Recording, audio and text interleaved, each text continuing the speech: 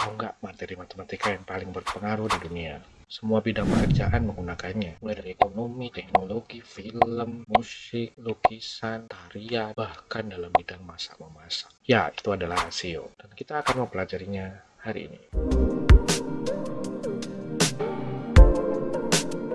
Kita akan mulai dengan membahas apa sih itu rasio dan bagaimana cara menuliskannya. Dilanjutkan dengan perbedaan antara pecahan dan rasio. Dan di akhir kita akan bahas tentang proporsi dan apa kegunaannya.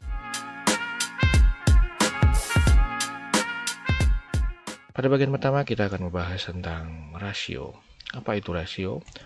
Nah, berdasarkan definisi yang ada di buku, rasio itu adalah perbandingan dua atau lebih besaran dengan satuan yang sama. Seperti apa sih itu? Oke, kita coba. Di sini akan ada contoh.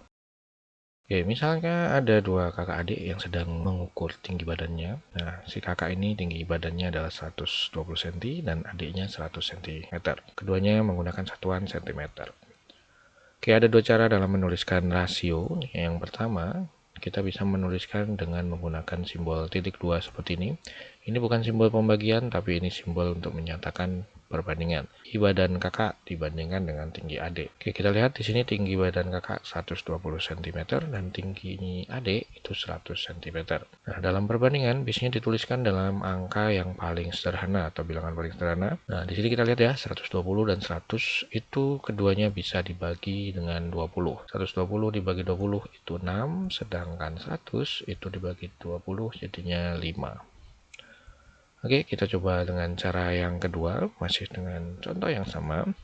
Nah, cara kedua ini kita menyatakan dalam bentuk pecahan atau menggunakan per ya. Di sini tinggi kakak per tinggi adik. Sehingga sama dengan cara yang tadi, berarti 120 per 100. Nah, hasilnya adalah sama juga ya. Tadi dibagi 20 hingga menjadikan 6 per 5. Atau tetap bisa dibaca juga 6:5. Oke, kita coba contoh yang kedua.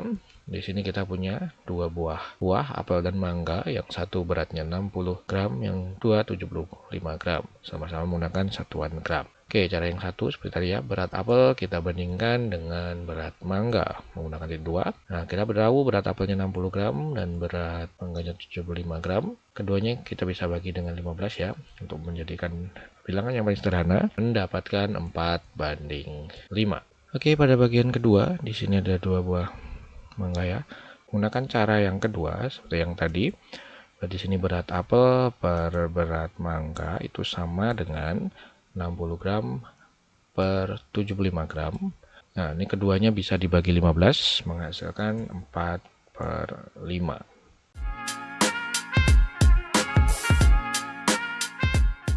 Apa beda rasio dan pecahan? Pada dasarnya mereka berdua itu sama. Rasio dan pecahan itu menyatakan nilai yang sama.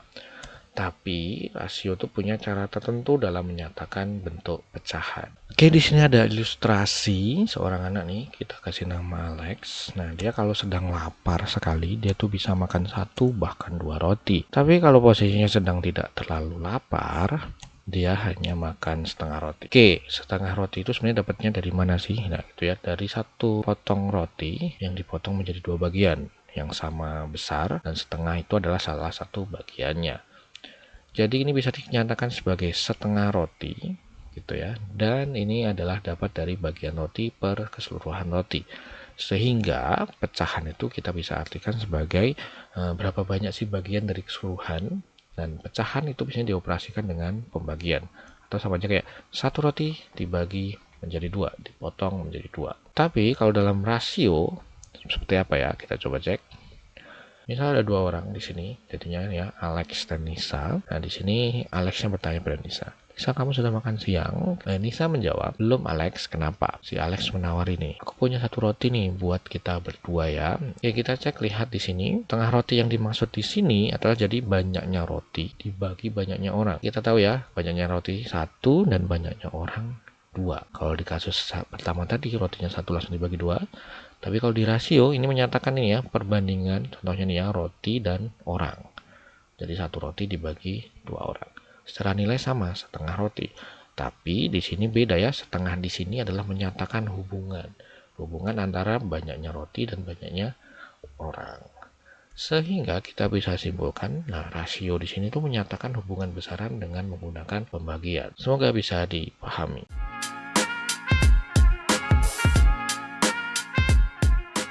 Bagian proporsi. Proporsi itu adalah suatu persamaan yang menunjukkan dua perbandingan atau rasio itu punya nilai yang sama.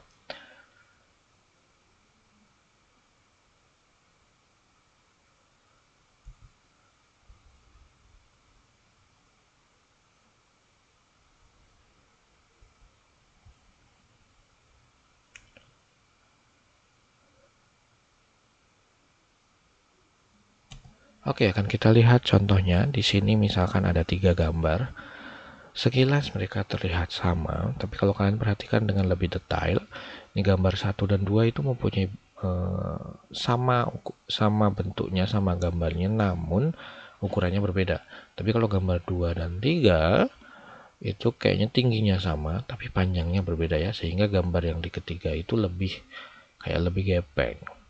Oke, kalau kita lihat ukurannya, gitu ya, misalkan ini ukuran yang pertama adalah panjangnya 6, lebarnya 4, yang kedua nih panjangnya 15, lebarnya 10, dan yang ketiga panjangnya 12, lebarnya 10. Nah, kalau kita cek rasionya atau perbandingan antara panjang dan lebarnya, untuk gambar yang pertama itu adalah 6:4, atau kalau kita sederhanakan, kita bagi 2 menjadi 3:2. Oke, untuk yang gambar kedua, panjang banding lebarnya itu sama ya, 15:10. Ini menjadikan 3:2.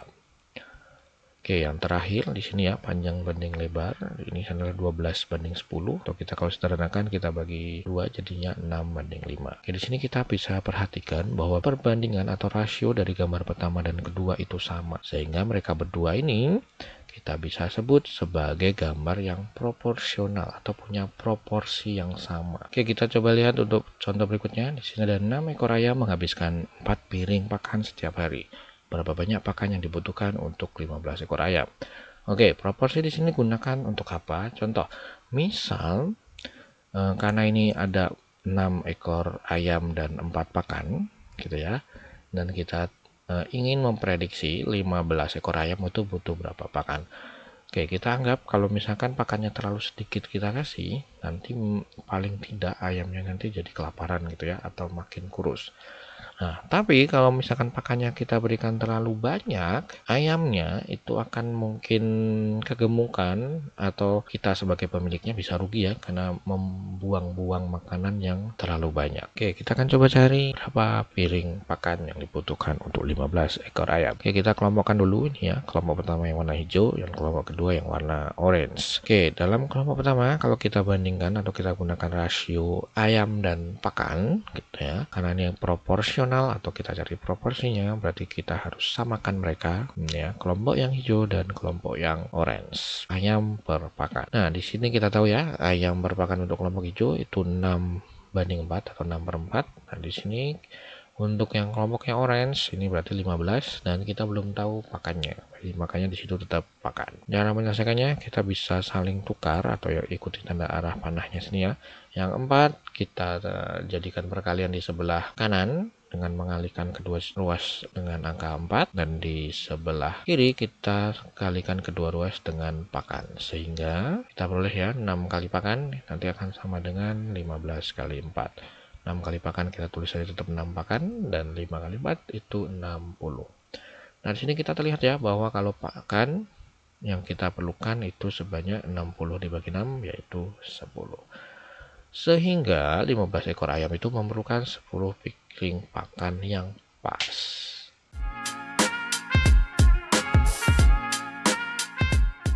Pada dasarnya rasio dan pecahan itu sama. Hanya dalam rasio, pecahan itu diperlakukan dengan cara tertentu. Layaknya hubungan proporsi itu menjamin semua hal menjadi pas.